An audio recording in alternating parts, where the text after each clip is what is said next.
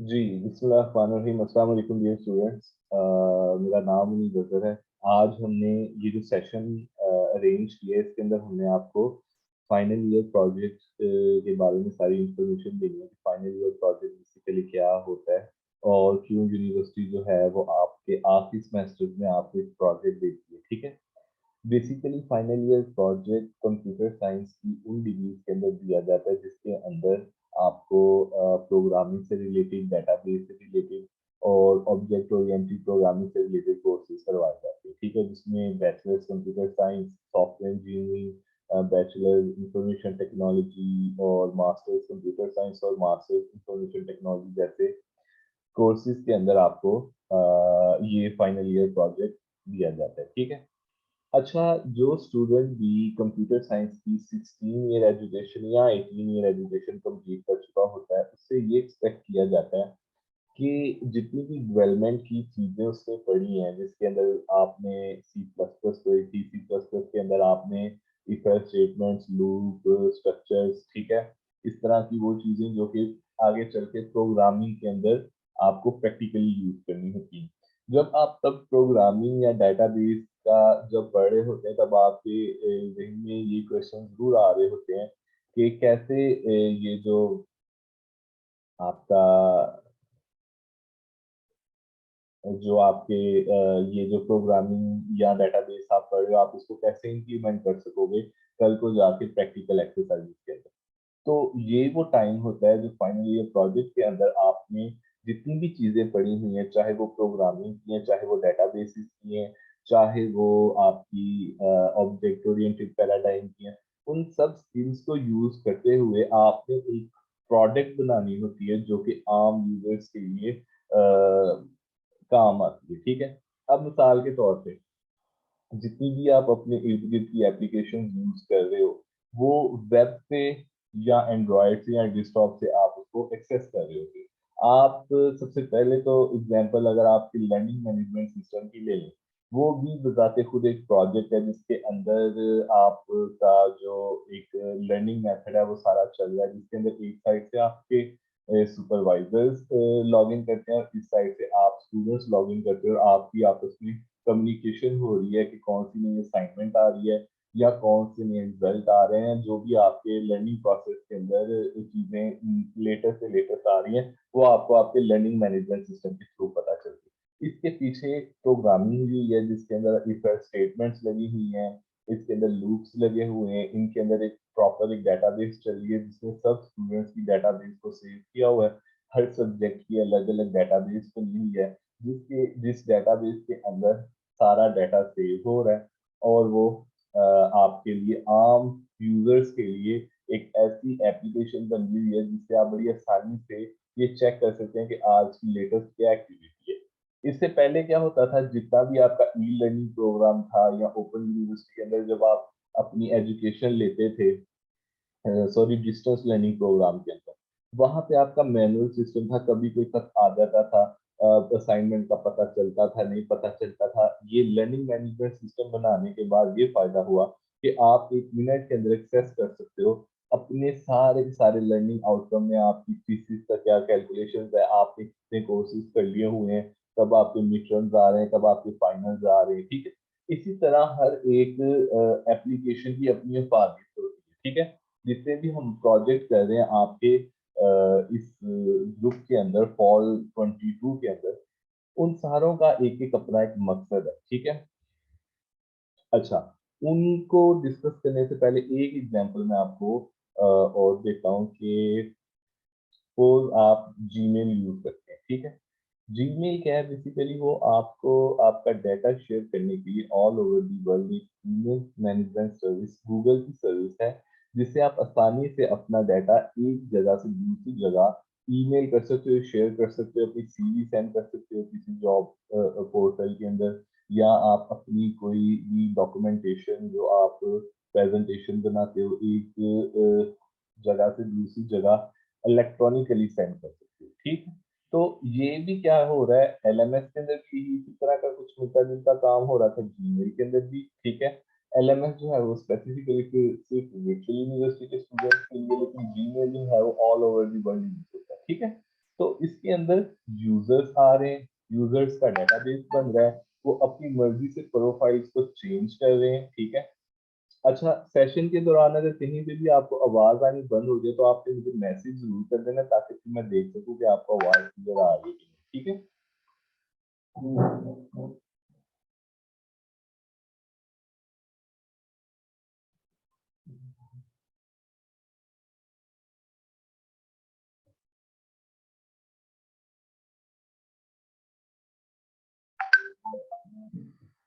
अच्छा, तो अब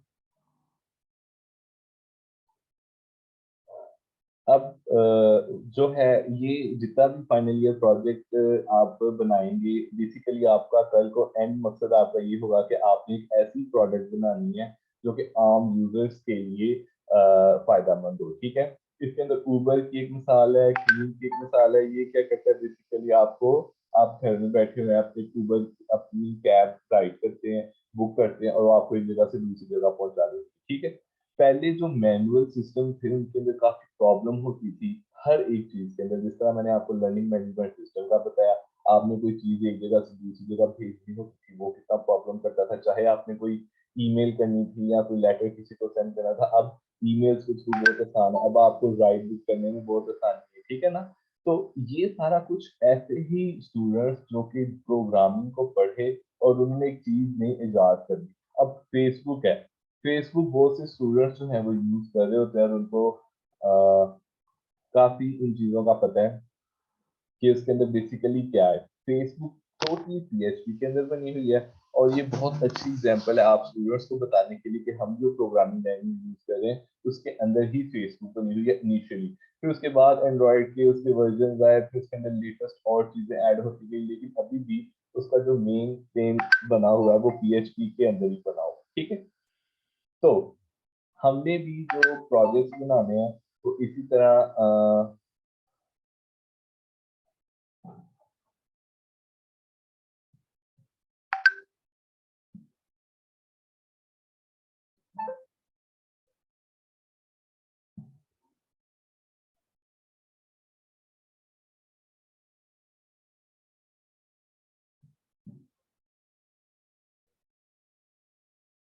अच्छा, अब ये कि जो यूनिवर्सिटी का, वर्चुअल यूनिवर्सिटी का जो फाइनल ईयर प्रोजेक्ट होता है, उसके अंदर चार बेसिकली फेजेस होते हैं, ठीक है।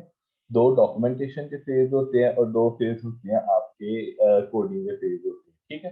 तो जो मैं आपको बता रहा था कि ये जो प्रोजेक्ट आप कंप्लीट करते हो, इस प्रोजेक्ट के अंदर आप ये सीखते हो कि कैसे एक जो नीड है यूजर्स की, उनको आपने कन्वर्ट किया एक प्रैक्टिकल एक्सरसाइज के अंदर, ठीक है। फॉर एग्जांपल, इस बार का एक प्रोजेक्ट है ऑनलाइन बेबी सिटर।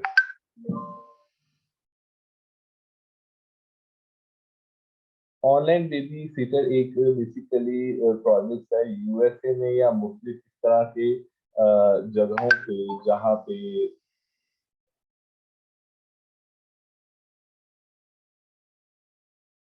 जिस जगह पे बहुत ज्यादा रुझान है फीमेल्स का और मेल्स का ऑनलाइन जॉब्स करने में, वहाँ पे ये होता है कि जो उनके चिल्ड्रंस होते हैं, बच्चे होते हैं, उनके लिए एक स्पेशल, एक तो स्कूल होता है ना, एक उसके लिए बेबी सिटर्स के नाम से एक उन्होंने इंस्टीट्यूट बनाए होते हैं, जहाँ पे वो आसानी से अपने बच्चों को केयर के लिए छोड़ सकते हैं। मतलब 1 साल के या 2 साल के ऐसे जो कि जिनके पेरेंट्स की एक्चुअल जरूरत होती है, वो वहाँ पे उनको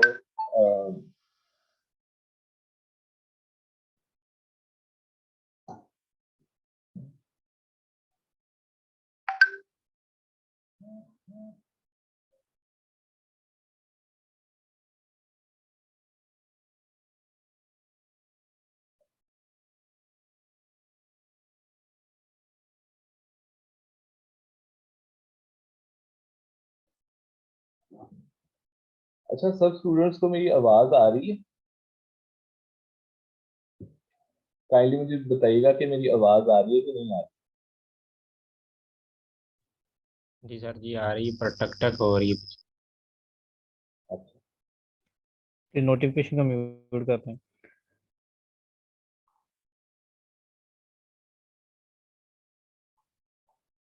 अच्छा, तो ये मैं बता रहा था कि किसी भी ऑनलाइन एप्लीकेशन को जब बनाया जाता है उसके अंदर यूजर्स का और एडमिन्स का रोल कुछ होता है, ठीक है। अब ये ऑनलाइन बेबीसिटर्स की मैंने आपको एक बताई, ये एक ऐसा ह्यूमन रिसोर्स मैनेजमेंट सिस्टम होगा जिसके अंदर आप जो कि यूनाइटेड स्टेट्स के अंदर या इंग्लिश या मुख्तलिफ कंट्रीज के अंदर जो बोथ मेल फीमेल यानी कि मदर और फादर दोनों जो है वो जॉब करते हैं, उनको अपने बच्चों की केयर के लिए कुछ ऐसे इंस्टीट्यूट चाहिए होते हैं जहाँ पे वो पार्ट टाइम या फुल टाइम अपने बच्चों को छोड़ सके, जो कि उनकी बेसिक नीड्स कंप्लीट कर सके, और फिर उसके बाद उनको शाम को या जब भी वो वापस लेकर जाना चाहे तो वो ले ले, ठीक है। ये स्कूल से भी पहले की एक ऑप्शन है। अब इसी प्रोजेक्ट को हम बेबी सीटर कह लें, या इसको फिर मजीद अगर आप इसको स्कूल फाइंडिंग एक एप्लीकेशन कह लें, जिसके अंदर आप स्कूल फाइंड कर रहे हो कि आपके नियरेस्ट कौन सा स्कूल है या नियरेस्ट कौन सा बेबी सिटिंग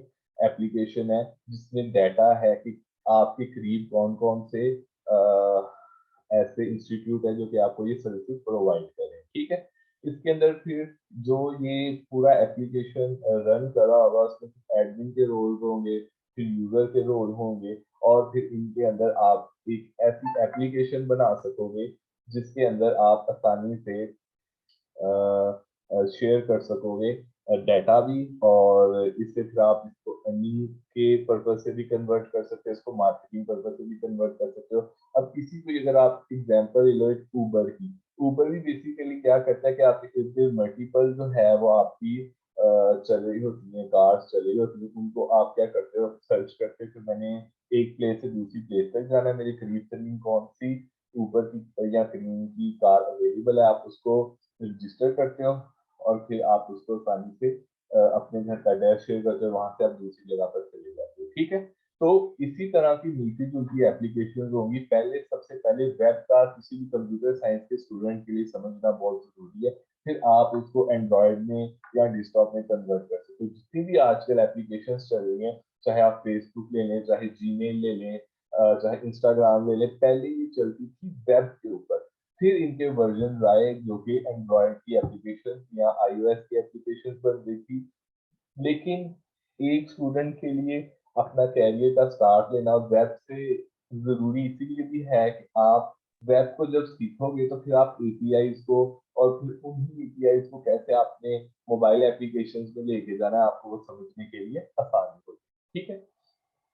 अब ये तो हमें पता चल गया कि फाइनल ईयर प्रोजेक्ट की बेसिक नीड क्यों है, कैसे एक आईटी का स्टूडेंट उसको इस फाइनल ईयर प्रोजेक्ट से कन्वर्ट कर सकता है अपने आप को एक प्रोफेशनल प्रोग्रामिंग तरफ लेकर जाते हुए, और आप किस तरह एक प्रोडक्ट कुछ प्रोडक्ट्स को अपने ही प्रोजेक्ट को कमर्शियली लेकर जा सकोगे कि जो आम यूजर्स के फायदे के लिए हो, ठीक है।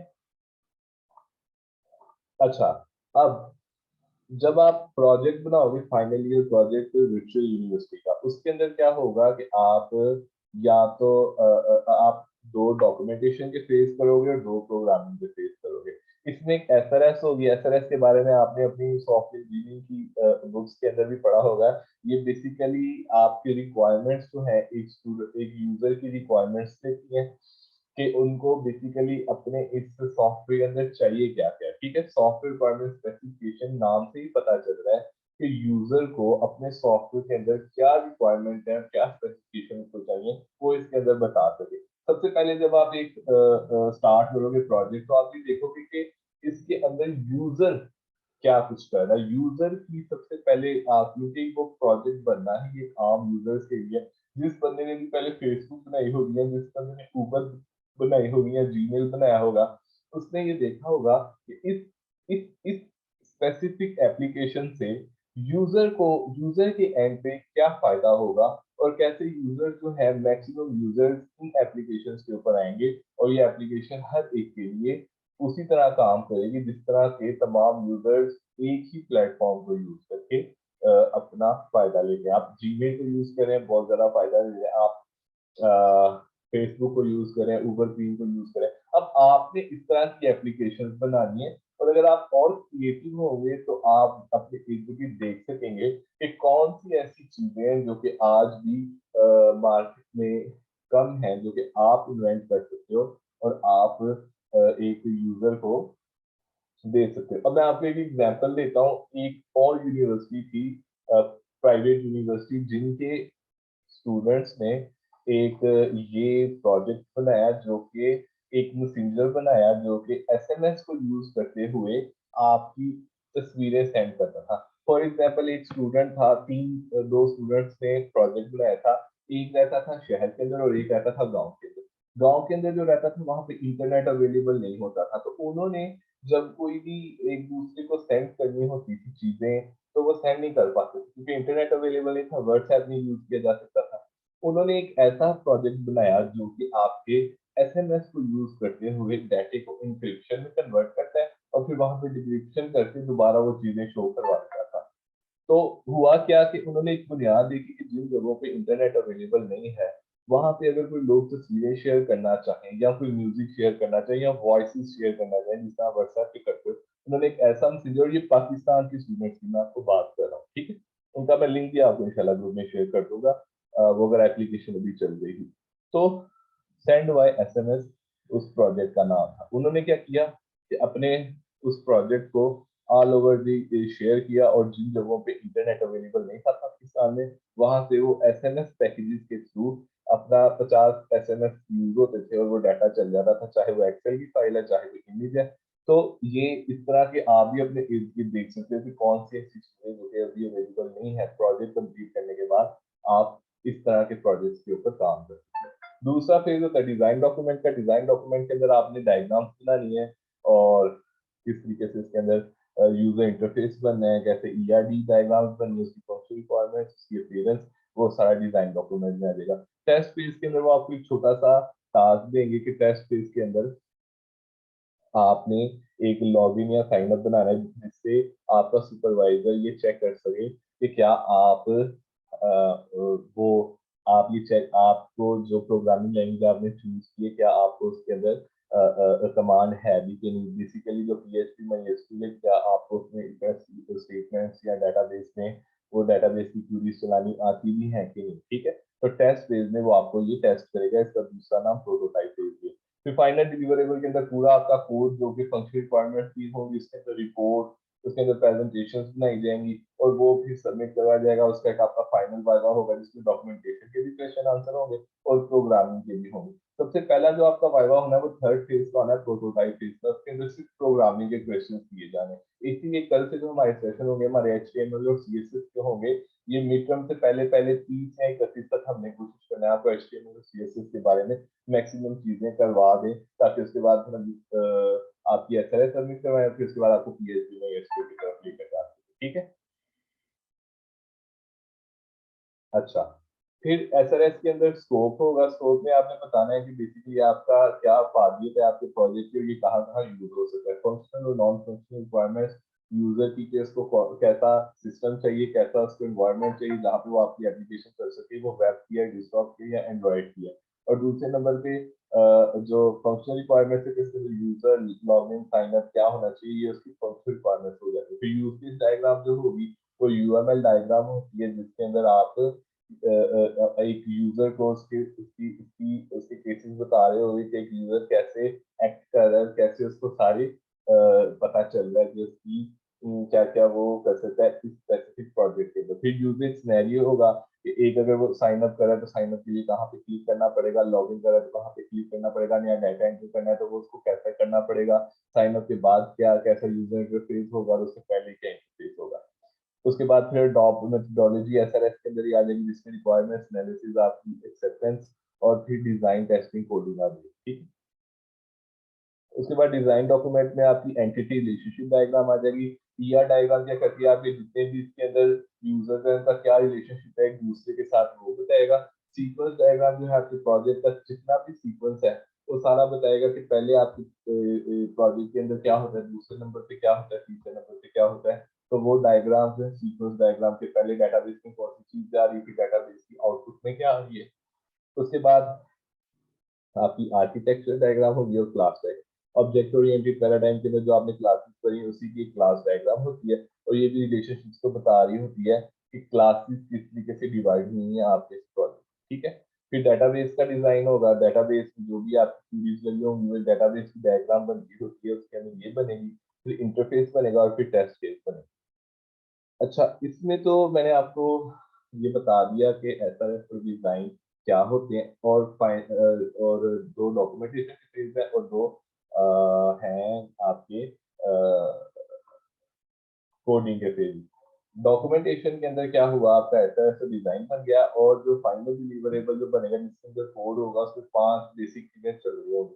सबसे पहले एचटीएमएल जो है आपकी प्रोजेक्ट की जो है वेब के प्रोजेक्ट की आपकी मार्कअप लैंग्वेज है, और वो आपका सारा मार्कअप बताएगी। जितना भी आपने कंटेंट लिखा होगा वो सारा आप एचटीएमएल में लिखोगे। जिस तरह के आप माइक्रोसॉफ्ट वर्ड के अंदर सारा लेटर लिखते हो, कंटेंट लिखते हो, उसी तरह एचटीएमएल में आप वेब का कंटेंट लिखते हो। फिर पावर पॉइंट के अंदर आप उसको एक स्टाइल देते हो, इसके लिए सीएसएस यूज होती है, वो केस शेडिंग स्टाइल शीट के लिए इस्तेमाल की जाती है। फिर जावास्क्रिप्ट जो होता है, जो भी आपने बटन्स बनाए हुए हैं, जो भी क्लिक किए उनके फंक्शन कैसे ऑपरेट करेंगे, ये चीजें जावास्क्रिप्ट के अंदर होती हैं। ये तीनों फ्रंट एंड की लैंग्वेज है। फिर पीएचपी और एसक्यूएल जो है ये बैकएंड की लैंग्वेज है। पीएचपी बेसिकली हाइपरटेक्स्ट प्रीप्रोसेसर है। पीएचपी के अंदर आपने जो भी कोडिंग करनी है उसमें आपका डाटा उठा के लेके जाना है डेटाबेस के पास। तो पीएचपी बेसिकली इंटरेक्शन करवाती है आपकी डेटाबेस के साथ, आपके कंटेंट का। ठीक है, आपने एक फॉर्म फिल किया, पीएचपी ने वो सारा फॉर्म उठाया और आपकी डेटाबेस में फिट कर। ठीक है, मेन प्रोग्रामिंग लैंग्वेज आपकी पीएचपी है, जिसको हम डिटेल में इंशाल्लाह डिस्कस करेंगे। फिर स्ट्रक्चर क्वेरी लैंग्वेज एसक्यूएल, जो कि आपने सीएस 403 के अंदर भी पढ़ी हुई है। एसक्यूएल के अंदर क्या होगा कि आप जितना भी आपका डेटाबेस होगा और उसके अंदर कौन सी क्वेरीज लगेंगी, इनर जॉइंस लगेंगे या आउटर जॉइंस लगेंगे, वो सारे आपके इसके अंदर डिस्कस हो जाएंगे। ठीक है, तो आज के सेशन के अंदर मैं पूरी कोशिश की कि आपको बता सकेंगे फाइनल ईयर प्रोजेक्ट बेसिकली होता क्या है और ये कैसे चल रहा है, और आप इसको आगे जाके अपनी मार्केट में जब आप जॉब सर्च करोगे या कोई बिजनेस करोगे उसको आप कैसे यूज कर सकते हो। ठीक है, और यहाँ पे आपके जो 4 फेजेस है, एसआरएस डिजाइन का, प्रोटोटाइप का और फाइनल डिलीवरेबल का, वो कैसे चल रहा है और उसके अंदर क्या क्या चीजें यूज होती हैं। अब आप स्टूडेंट्स ने कोई क्वेश्चंस करने हैं तो करें। आज का जो है क्योंकि टाइम थोड़ा डिले हो गया, क्योंकि स्टूडेंट्स को अभी आज ज्वाइन करने का पता नहीं था, तो उन्होंने आज ज्वाइन करना सीखा कि कैसे जूम को ज्वाइन करना है। कल इंशाल्लाह सब स्टूडेंट्स को पता होगा कैसे ज्वाइन करना है, तो हम जरा लेंथी सेशन लेंगे और कल से कोशिश करेंगे कि आपको एचटीएमएल के बारे में, जो कि बड़ी बेसिक लैंग्वेज है, जो कि हर वेब के प्रोजेक्ट के अंदर होती है, वो आपको स्टार्ट करवाएंगे उसके सेशन इसके लिए। अब किसी स्टूडेंट से कोई क्वेश्चन करना है तो वो अपना माइक ओपन करके क्वेश्चन कर सकते हैं।